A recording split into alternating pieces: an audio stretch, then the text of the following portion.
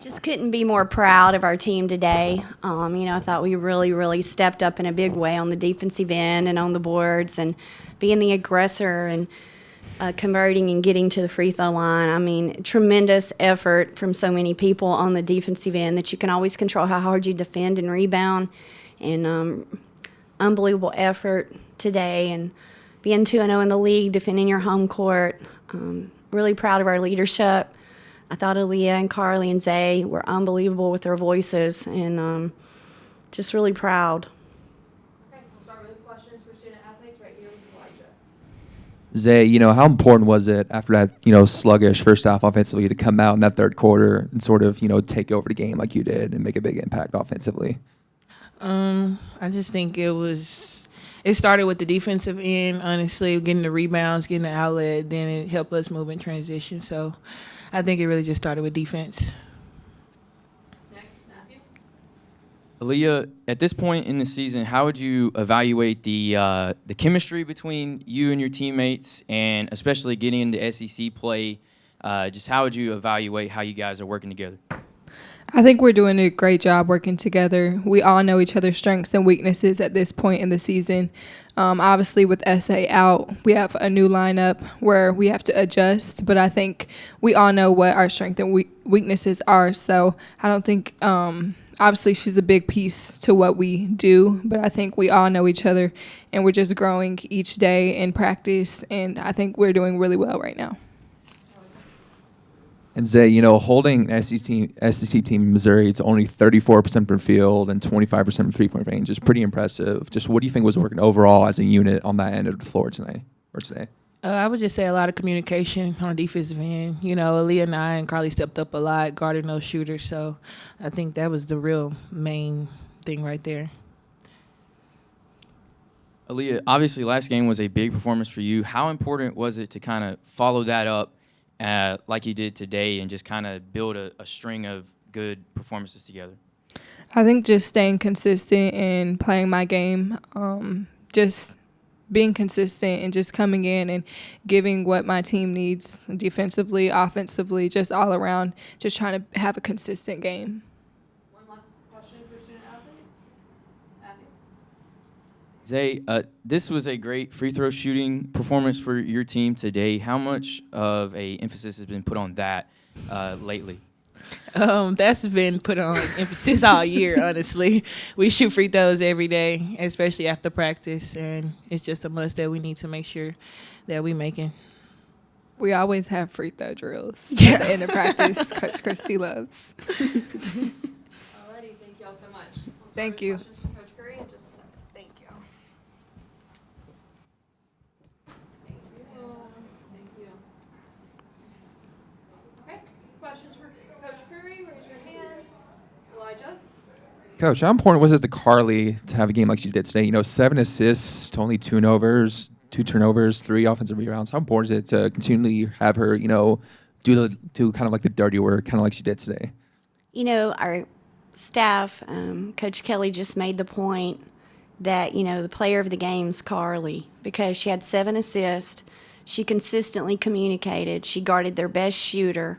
Maybe a day where she doesn't score as much as she normally can. I thought she drew a lot of attention.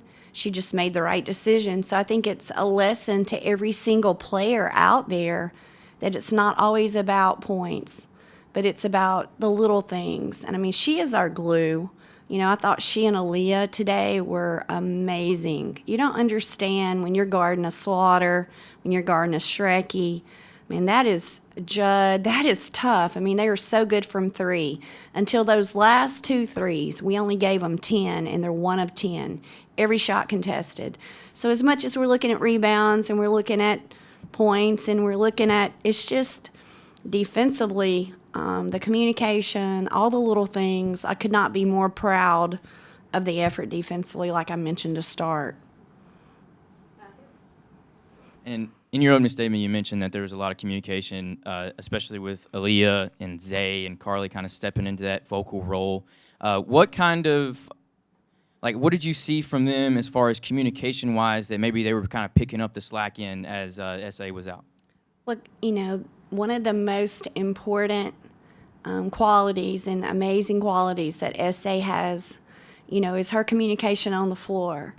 And she is outstanding at it. And so it's such a strength of hers, and we're constantly holding them accountable in practice on communication because you never know when this might be the case. But I thought SA was outstanding on the bench, outstanding in the locker room, outstanding in the huddles.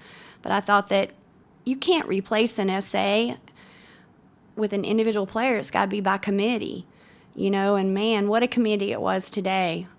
We watched film after Florida. We gave them too many hands down looks. We gave them 9 threes. We didn't meet our switches at the level and intensity that if we continue to have our hands down and not meet and step up, it was going to be a long day because of how well that Missouri shoots the three.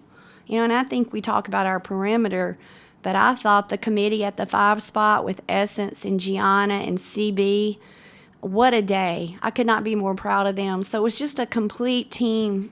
And just a great committee today from Alabama. We did it by committee. And Coach, after the free throw struggles against Florida the other day, how important is it obviously come out and have the free throw shooting game y'all did today, especially in that first half when most of y'all's points in the second half, especially were coming from that free throw stripe. Yeah, it's important. It's something that we work on. We always want to make more than our opponent shoots. We're fortunate to do that today. That's an aggressive statistic. It's not just 2 today about a close game down the stretch and you get more free throws.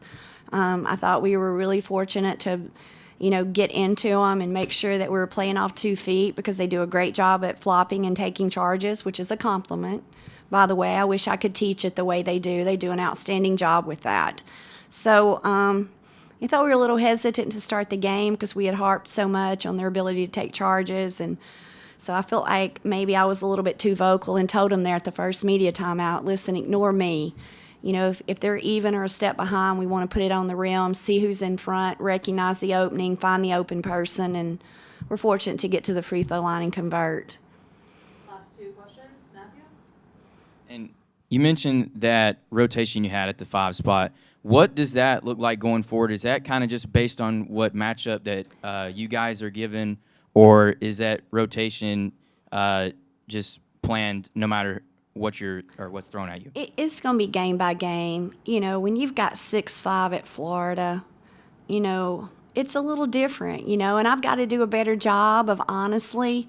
Felt like that was one mistake I'd made against Florida, not going to CB, but I've got to find a way to protect her, as far as size. But I felt like today, based off their 2 posts, that we had the opportunity to really, and it's going to be, guys, we have to understand, and our locker room does, and I think I really appreciate our locker room about that it's often matchups and tendencies, and the importance of that this time of year. It's a game of mistakes. And so, just understanding that, being selfless and ready when your number's called.